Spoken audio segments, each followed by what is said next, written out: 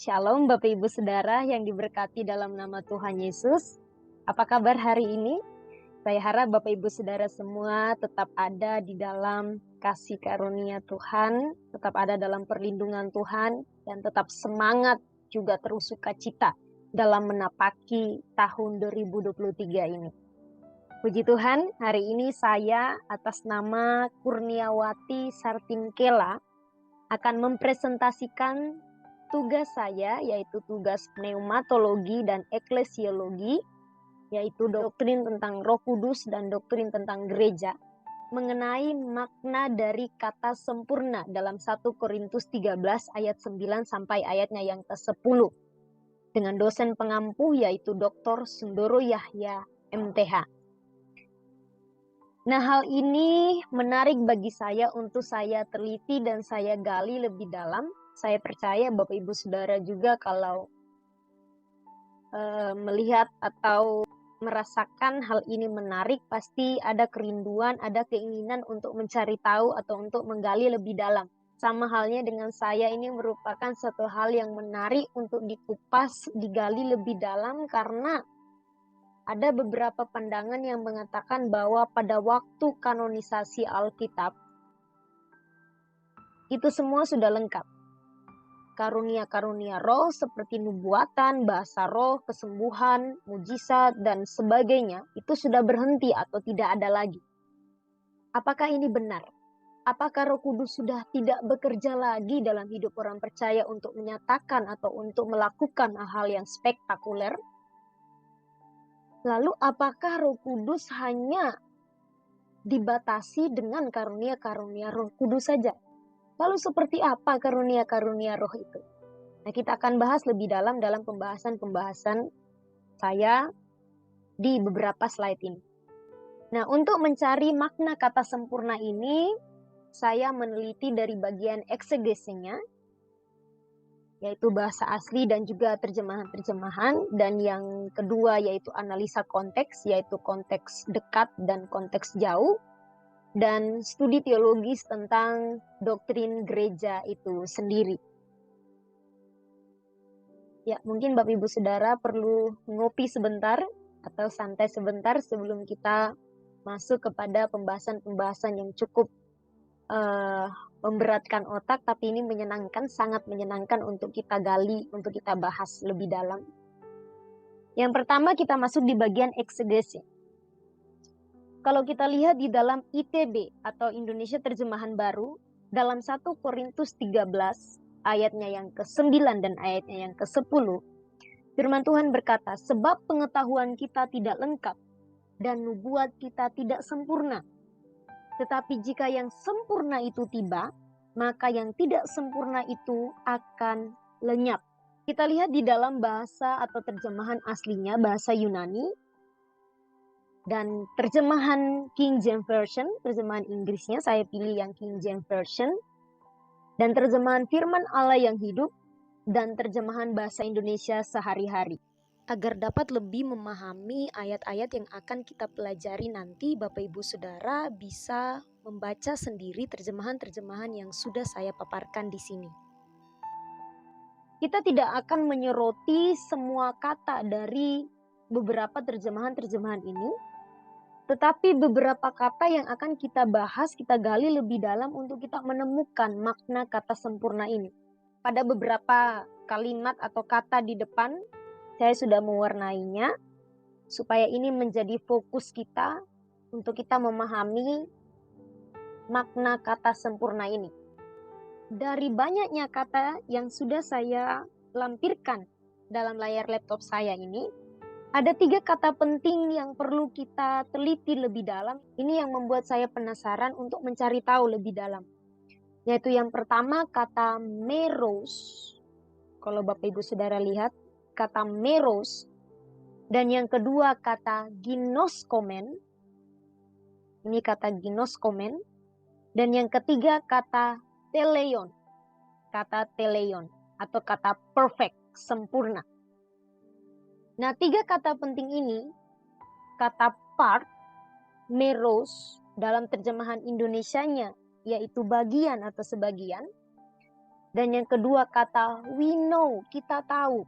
Dalam terjemahan aslinya menggunakan kata ginoskomen. Dan kata berikutnya yaitu kata perfect. Dalam terjemahan Indonesia yaitu sempurna. Dalam terjemahan bahasa aslinya atau bahasa Yunani menggunakan kata teleion.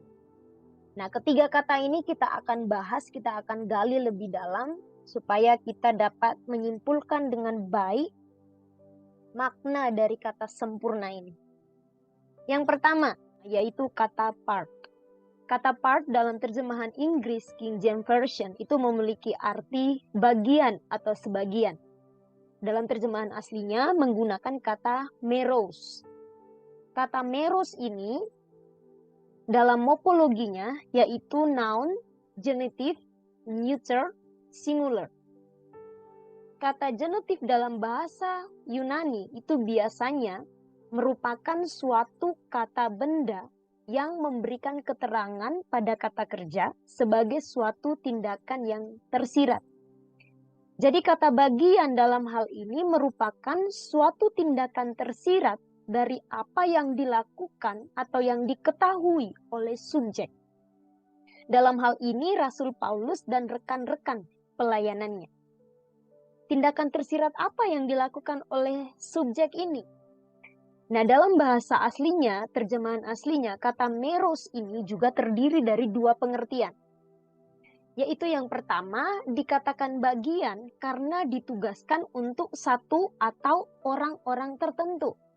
Jadi tidak semua mendapatkan ini, tidak semua menerima ini, tidak semua melakukan ini. Dan yang kedua, dikatakan bagian karena salah satu bagian atau proses dari keseluruhan untuk mencapai tujuan. Jadi karunia-karunia roh ini hanya bagian, hanya sebagian, atau hanya suatu proses dari keseluruhan untuk mencapai satu tujuan. Yang kedua, kata we know. Dalam terjemahan Inggris King James Version itu memiliki arti kita tahu. Lantas apakah hanya sekedar mengetahui? Mari kita lihat arti yang sesungguhnya daripada kata ginoskomen ini. Morfologi dari kata ginoskomen ini menggunakan verb indikatif present aktif. Orang pertama jamak.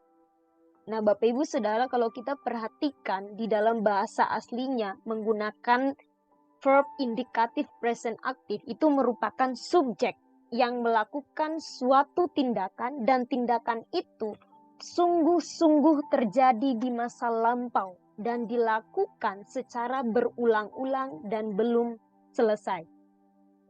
Tindakan apa yang mereka lakukan dan itu sungguh-sungguh terjadi di masa lampau dan itu terus mereka lakukan secara terus-menerus dan belum selesai, yaitu melakukan karunia-karunia Roh Kudus oleh karena penyertaan dan pertolongan Roh Kudus.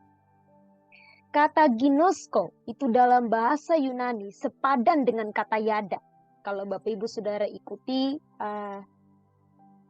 penjelasan saya 1 bulan yang lalu mengenai kata yada, yaitu kegiatan yang dilakukan melalui pengalaman pribadi sehingga dapat mengenal dengan sangat baik. Nah, artinya para rasul itu mengakui bahwa apa yang mereka tahu dan karunia-karunia yang mereka lakukan atau yang mereka alami, baik nubuat, bahasa roh, tanda-tanda mujizat, dan lain-lain, itu adalah sesuatu yang belum selesai, dan selama mereka belum mencapai tujuan yang telah ditetapkan, mereka akan terus melakukannya dalam penyertaan Roh Kudus. Jadi ini bukanlah hal yang sekali mereka lakukan, 2 kali mereka lakukan sudah selesai. Tapi ini terus-menerus mereka lakukan dan itu belum selesai. Ini kata ginosko. Yang ketiga, yaitu kata perfect. Nah, dalam terjemahan Inggris King James Version ini memiliki arti kata sempurna. Dalam terjemahan aslinya itu menggunakan kata teleion. Teleion ini morfologinya yaitu adjektif, yaitu kata sifat akusatif neuter singular. ini merupakan kata sifat untuk sebuah ukuran sekaligus memberikan keterangan kepada kata kerja. Ukuran sempurna itu seperti apa? Sampai di mana ukuran sempurna yang dimaksud? Nah, arti kata teleion ini memiliki makna tujuan yang disempurnakan atau matang melalui tahap-tahap yang diperlukan untuk mencapai tujuan akhir. Jadi ada tahap, ada proses yang diperlukan sampai mencapai suatu tujuan. Dan dikembangkan menjadi penyelesaian yang sempurna melalui proses yang diperlukan sampai mencapai akhir atau tujuan. Makna lainnya juga adalah berkenaan dengan menjadi sempurna dalam arti tidak kekurangan kualitas moral apapun. Jadi nanti ketika sudah ada pada posisi atau keadaan atau situasi sempurna ini, tidak kekurangan kualitas moral apapun. Jadi selama masih di dunia ini, tentu setiap manusia pasti masih kekurangan kualitas moral, dan itu yang terus diusahakan untuk mencapai garis akhir atau mencapai tujuan akhir itu. Nah, oleh karena itu Bapak Ibu Saudara, kata sempurna di sini adalah mencapai tujuan akhir yang matang melalui proses dan tahap-tahap yang diperlukan. Dalam hal ini memang ditekankan mengenai karunia-karunia Roh Kudus. Tetapi juga ini berkaitan dengan kualitas moral selama hidup. Hasil daripada iman, yaitu menghasilkan perbuatan iman. Di mana Roh Kudus terus mengambil peran di dalam hidup seseorang sampai tiba waktunya mencapai tujuan akhir yang telah ditetapkan oleh Allah. Lalu beberapa pakar teologi atau ahli teologi juga berkomentar mengenai ayat-ayat ini.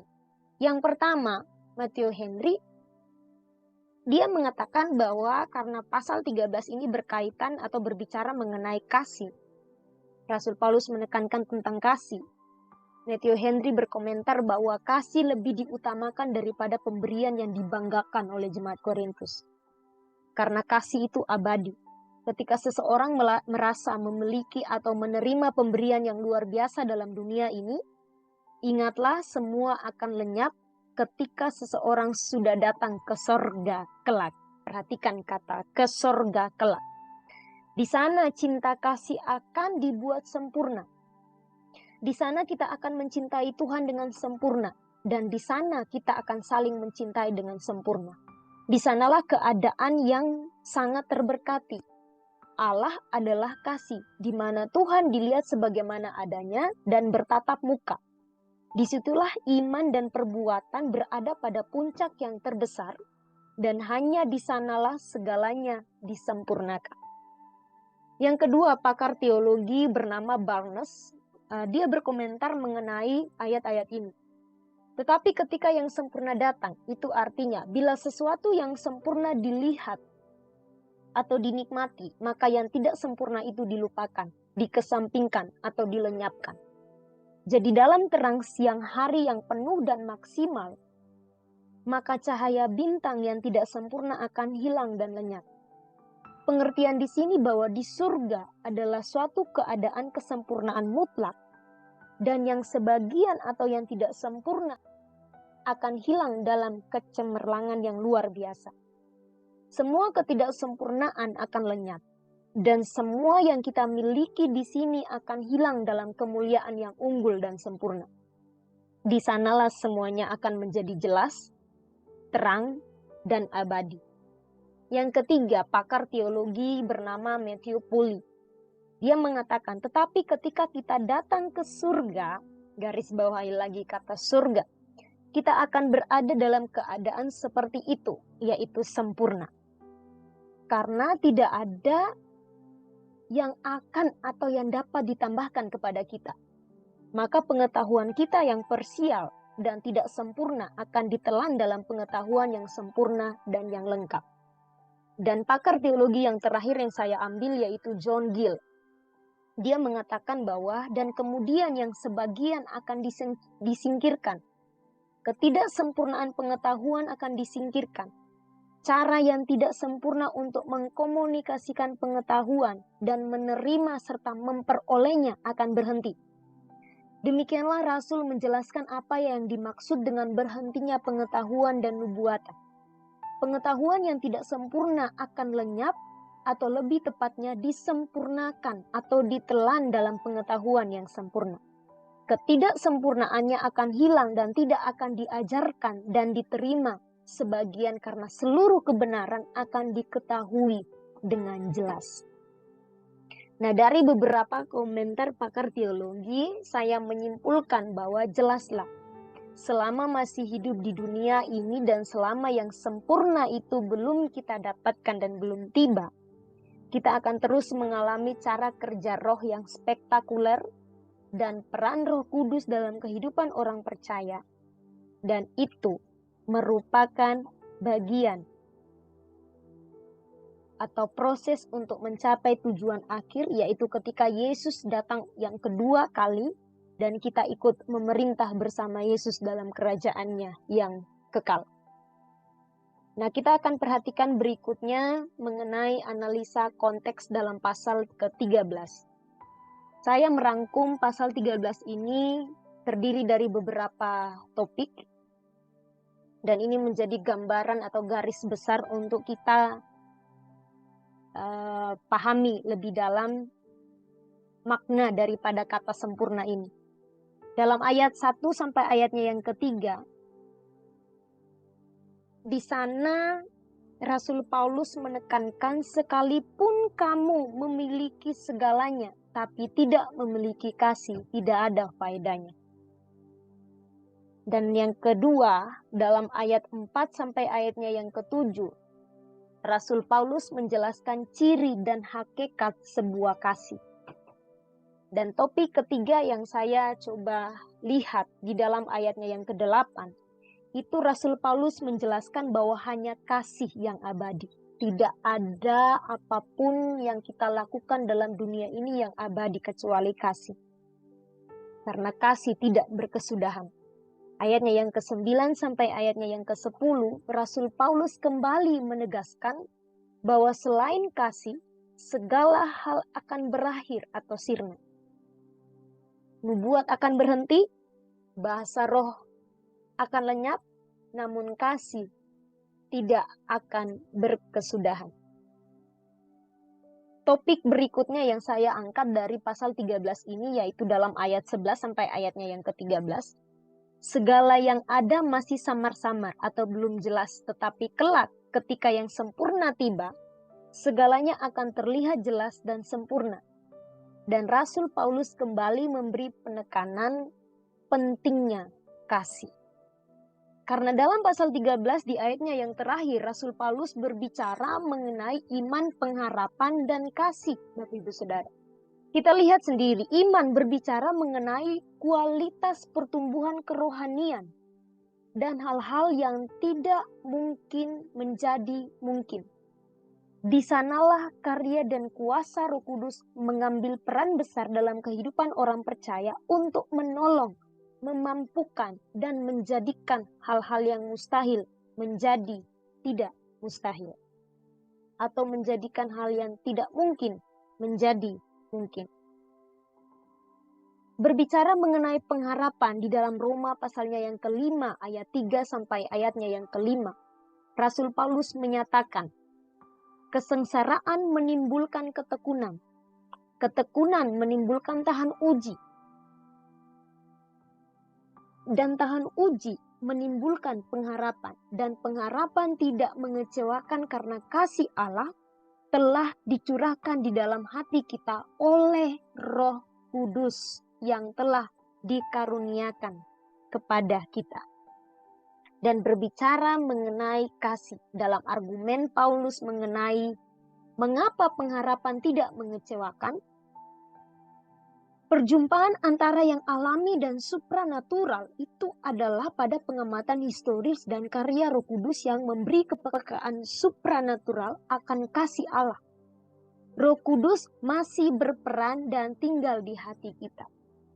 Nah, Bapak Ibu Saudara, oleh karena itu dalam pasal 13 ayatnya yang ke-13 atau ayatnya yang terakhir, Rasul Paulus berkata, demikian tinggal ketiga hal ini, yaitu iman, pengharapan, dan kasih. Dan yang paling besar di antaranya ialah kasih. Tinggal ketiga hal ini. Untuk apa? Untuk dilakukan sebagai orang percaya. Untuk terus dilakukan sebagai orang percaya. Menjadi bagian atau menjadi proses untuk kita mencapai garis akhir atau tujuan akhir. Kita perhatikan konteks jauh dalam pasal 12 sampai pasalnya yang ke-14. Perikop dalam pasal 12 yaitu rupa-rupa karunia tetapi satu roh. Ini sudah jelas dalam pasal 12 berbicara mengenai karunia-karunia roh. Tetapi Paulus kembali menekankan begitu banyak rupa-rupa karunia, tetapi hanya satu roh. Lalu Rasul Paulus menekankan tanpa Roh Kudus siapapun dapat mengutuk Yesus dan tidak dapat mengaku Yesus adalah Tuhan. Jadi Bapak Ibu Saudara, jika hari ini saya dan Bapak Ibu Saudara masih mengakui bahwa Yesus adalah Tuhan dan Juru Selamat dalam kehidupan kita, dan kita mau melakukan apa yang Yesus ajarkan, artinya Roh Kudus sedang berperan dan bekerja dalam hati saya dan Bapak Ibu Saudara. Berikutnya, tujuan dikaruniakan penyataan roh untuk kepentingan bersama. Jadi karunia-karunia roh yang diberikan oleh Roh Kudus kepada setiap orang percaya, itu bukan untuk kepentingan diri sendiri, tetapi untuk kepentingan bersama. Lalu Rasul Paulus kembali menegaskan peran Roh Kudus di dalam ayatnya yang ke-11. Topik berikutnya, Rasul Paulus menjelaskan tentang banyak anggota, tetapi satu tubuh ini masih berkaitan dengan pembahasan-pembahasan sebelumnya, dengan ayat-ayat sebelumnya. Banyak anggota tetapi satu tubuh, artinya dalam roh tidak ada perpecahan. Anggota tubuh Kristus hendaklah bersatu untuk kesatuan tubuh Kristus dan untuk pelayanan pertumbuhan gereja. Lalu kita perhatikan dalam pasal 14. Pasal 13 tadi saya sudah berikan gambaran secara singkat garis besarnya. Kita langsung lihat di dalam pasal 14. Rasul Paulus kembali menegaskan perihal karunia Roh Kudus. Jadi pasal 12, 13, 14 ini tidak pisah. Hanya di pasal 13 menekankan mengenai kasih. Percuma punya semua, percuma miliki banyak karunia, tetapi tidak memiliki kasih. Yang kedua, Rasul Paulus kembali mengingatkan bahwa karunia-karunia roh itu bukanlah perkara abadi. Semuanya sia-sia jika tidak digunakan untuk membangun jemaat. Di sini Paulus memusatkan perhatian pada gereja. Lalu Rasul Paulus mengingatkan bahwa karunia-karunia roh harus berlangsung dengan sopan dan teratur. Dan ini merupakan cara kerja roh, dan Roh Kudus sendiri itu adalah pribadi yang disiplin, teratur, dan sopan. Jadi Bapak Ibu Saudara, tidak ada orang yang menerima karunia roh tetapi brutal, tidak dalam pengendalian, tidak dalam kontrol. Semua harus ada dalam kontrol dan cara kerja Roh Kudus. Nah, Bapak Ibu Saudara, Rasul Paulus mengatakan bahwa hal ini merupakan hal yang penting. Lalu mengapa ini merupakan hal yang penting bagi Rasul Paulus? Karena semua karunia-karunia roh dan kualitas moral seseorang jadi bagian yang kita sudah bahas di dalam eksegese tadi, tidak hanya berbicara mengenai karunia-karunia roh, tetapi kualitas moral seseorang. Sanggupkah kita hidup di dalam pengharapan, di dalam iman, di dalam kasih? Itu merupakan bagian daripada kualitas moral atau kualitas iman seseorang. Oleh karena pertolongan dan penyertaan Roh Kudus merupakan bagian atau proses untuk mencapai tujuan akhir, yaitu kerajaan sorga ketika Yesus datang kelak untuk yang kedua kali. Karunia-karunia Roh Kudus yang diperoleh seharusnya berguna tidak hanya bagi diri sendiri, melainkan bagi gereja, terutama bagi hormat dan kemuliaan nama Tuhan. Selanjutnya kita akan bahas mengenai doktrin tentang Roh Kudus. Yang pertama, Roh Kudus adalah pribadi dan Ia adalah Allah. Dalam Perjanjian Lama, Roh Kudus bekerja memenuhi orang-orang pilihan Allah dan memberi kuasa atau kemampuan dalam menjalankan tugas-tugas secara umum. Dan cara kerja Roh selalu sopan dan teratur. Artinya, pada waktu masa Perjanjian Lama, umat-umat pilihan Allah yang melakukan berbagai tanda-tanda mujizat ataupun hal-hal yang spektakuler, kemampuan-kemampuan dan kuasa yang mereka punya, semua karena Roh Kudus yang bekerja. Lalu dalam kehidupan orang percaya, Roh Kudus berperan untuk memimpin, menolong, dan menguduskan agar hidup dalam buah-buah roh. Namun orang percaya harus sadar agar jangan sampai melakukan dosa terhadap Roh Kudus, yaitu mendukakan, memadamkan, mendustai, apalagi sampai menghujat Roh Kudus. Karena kita tahu hujat Roh Kudus adalah suatu tindakan melawan dan menolak dengan kesadaran penuh terhadap pribadi dan pekerjaan Roh Kudus yang telah didengar, dilihat, dan dialami secara langsung. Ini sama halnya dengan menolak keselamatan itu sendiri. Lalu kita perhatikan mengenai baptisan Roh Kudus. Baptisan Roh Kudus ini adalah pengalaman kedua atau second blessing yang baru akan dialami setelah orang percaya tersebut menerima pelayanan khusus. Baptisan Roh Kudus adalah anugerah Allah kepada orang-orang percaya yang haus akan baptisan Roh Kudus, yang meminta di dalam doa dan dengan iman. Dalam Yohanes 7 ayat 37-39 juga berkata demikian. Tanda awal baptisan Roh Kudus adalah menerima karunia bahasa roh.